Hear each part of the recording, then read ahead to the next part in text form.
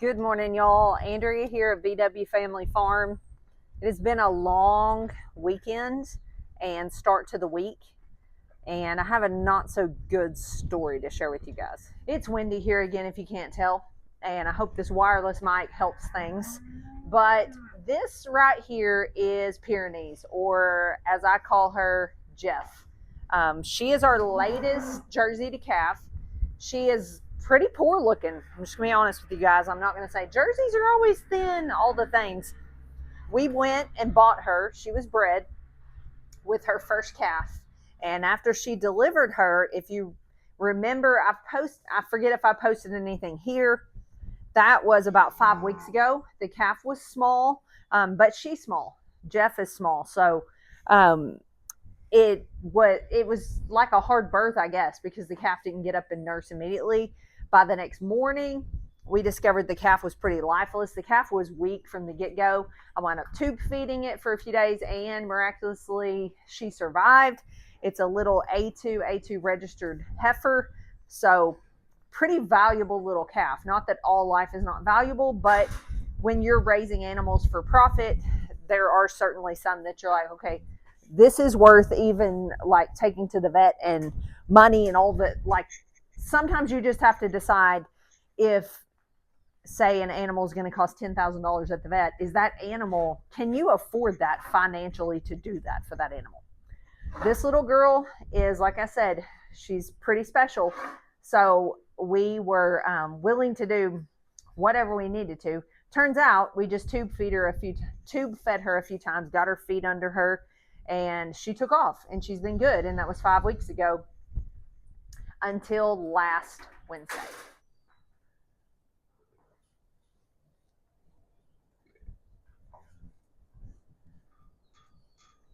You can see she looks pretty poor. She's went really downhill in the last week. So last Wednesday, I was out here. I was separating because I'm around these cows and calves multiple times every single day. I was out here separating the calves for the night so that I could milk the moms in the morning. When I was separating, that's when I noticed that she went number 2. Let's just say she pooped, and it had a little, it was pretty normal looking, but it had a little piece of what I would call bloody tissue in it. And that's when I knew we have got a big problem.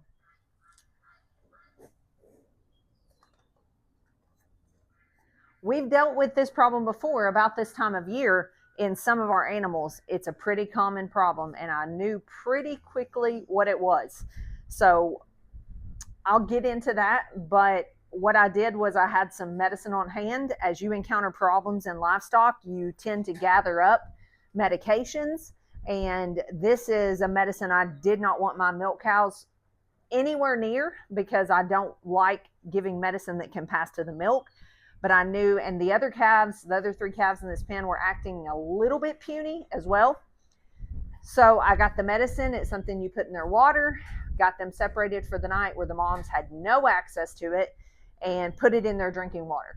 And that has always been sufficient in the past, works amazingly well actually, and thought, okay, I'll reassess this situation tomorrow. So I just milked the calf's mom, which I've been doing regularly since this all started, more than I normally do, because we realized quickly the calf had stopped nursing.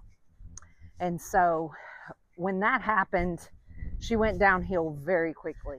So just to put this in your back pocket, if you ever raise calves or animals, no matter what is wrong with them, when they stop eating and drinking, you're in a dire situation.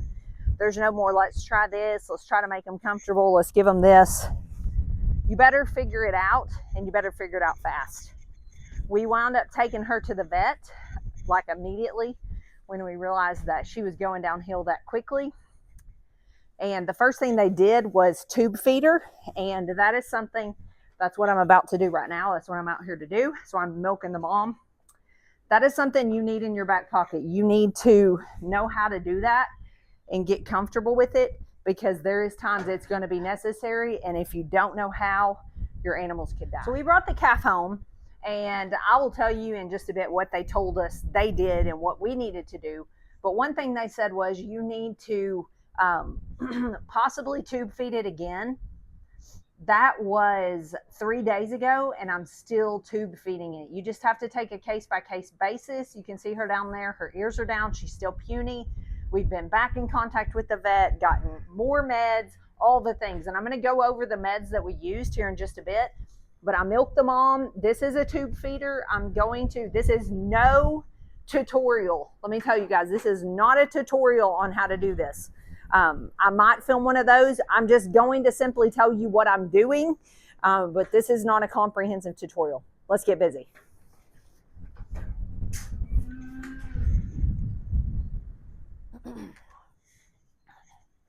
She has not eaten this morning. I know, because her mom was full, and I put her right up to her mom. She's just not interested. She's not there yet.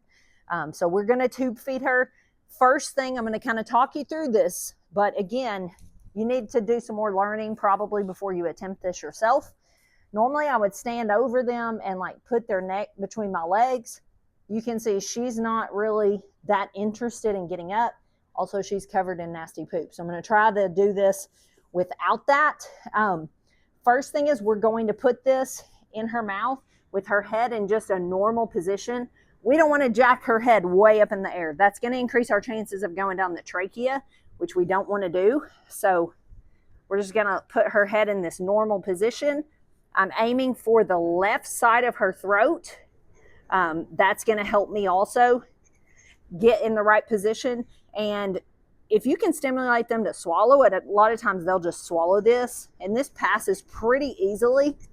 I'm already in. And then you can feel to make sure you're in the right thing. The trachea, which you don't want to be in, is more hard with rings. The esophagus is more soft. So, and I'm in. I'm going to tip this up. And when you get it flowing, it's just going to empty itself right into her stomach. She doesn't have to expend energy trying to nurse. She's got her head up now, but I've already got the thing inserted, so that's okay. And this thing is going to drain pretty quickly. If you feel like there's no bubbles coming up, you've probably got it kind of stopped up a little. You might just want to move it just a tad. She's going to fight it. I mean, she's got a tube down her throat. She doesn't like it. I can hear her breathing just fine.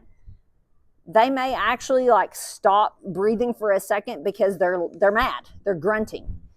Not stop breathing, but kind of hold their breath a little bit. That's okay.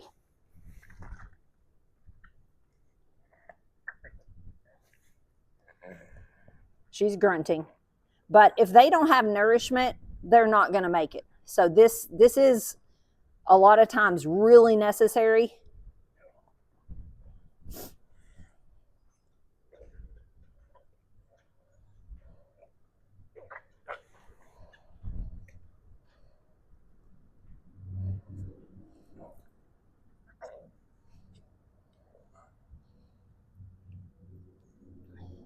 But you can see this bag is collapsing. So it's draining. It's doing good.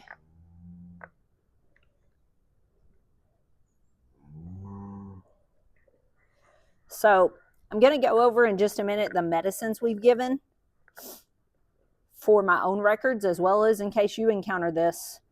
But a couple things I want to tell you while this is happening. This probably came from them drinking out of a pond. So they're about to move. We're actually building a micro dairy, and I'll be milking in a different location. They will not have access to a pond going forward. It's just too risky. These little calves. The others are fine. She's just young and vulnerable. It's okay. Hey. She's getting feisty.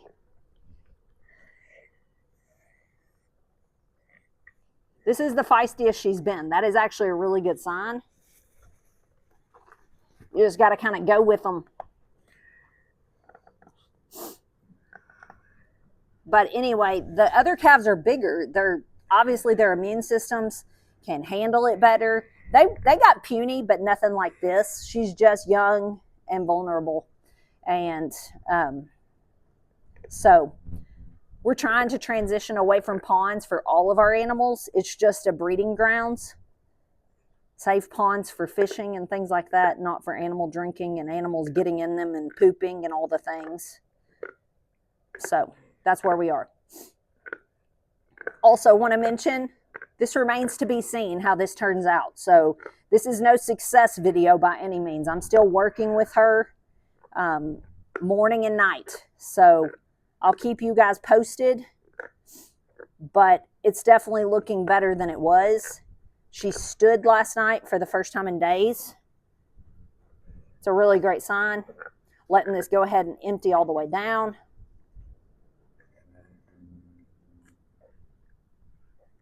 So we got in out of the wind.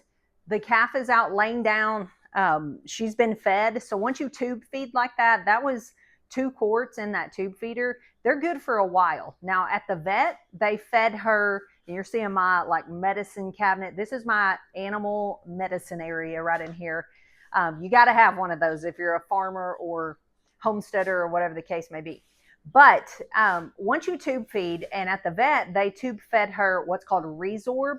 It's electrolytes, and they had us putting electrolytes in the bottles that we fed here at home for the first few times. This is the first time actually I just tube fed her mom's milk that I had just milked from her. But if a calf has really bad just scours, you could just tube feed them Resorb and leave off all the medications I'm about to tell you. And then you'll be hydrating them and giving them their sugars and electrolytes and all that in Resorb, so you can give their little tummy a break. That's not the case here, so the vet said it was okay to go ahead and give her the milk. I left the sugar part out of, Resorb has 2 sides to the pack.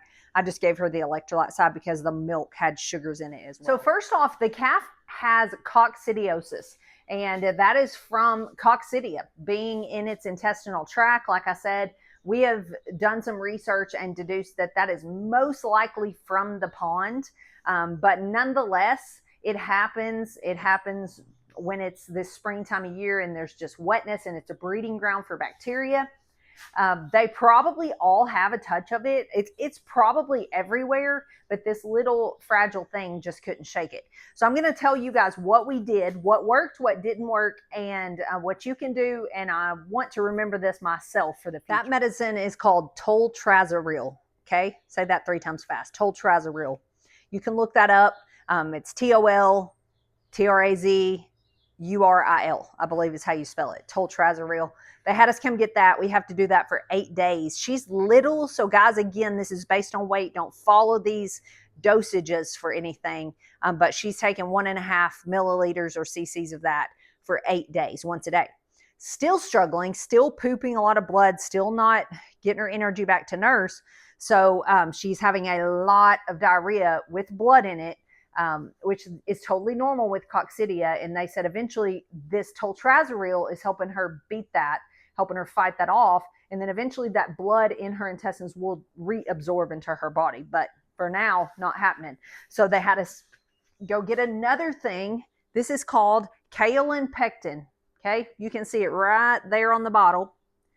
Kaolin pectin. You could also use human liquid ammonium AD, and you would just use the human dose based on your calf's weight. So if it's 100-pound person dose, that's what you give a 100-pound calf, if that makes sense.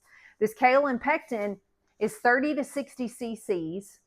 You can do it once, twice, 3 times a day. It's based on severity.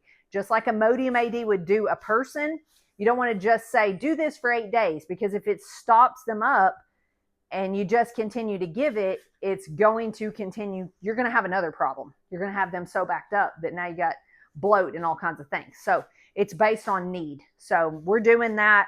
We're still at the 3 times a day point on that, trying to get her stopped a little bit. Okay, the other calves, so that's her. She's on the mend. But again, I don't know how this is going to turn out. I will keep you guys posted. The other calves that are less severe, they are taking this, but they're taking it as a drench, and we're having to do it for 5 days. They're bigger. It's a pain. It's difficult to give to them because they're bigger, but we're having to drench them, which just basically means give them a straight, not a straight dose, because that's actually mixed with water. And then you take so many cc's. It tells you all of it on the bottle. and you squirt it right in their mouth and make them swallow it. There's a drench gun. It's just a thing that goes in there pretty far back and makes them just take a drink real quick. So yeah, that's where we are. This coccidia, you can get this in your chickens. You could get this in several different animals. It's just been kind of the perfect weather conditions and all the things that it just got this baby calf down. But I'll keep you guys posted. That's the whole story. I think we're on the good side of this, but I'll definitely let you know. Thanks for watching, and God bless.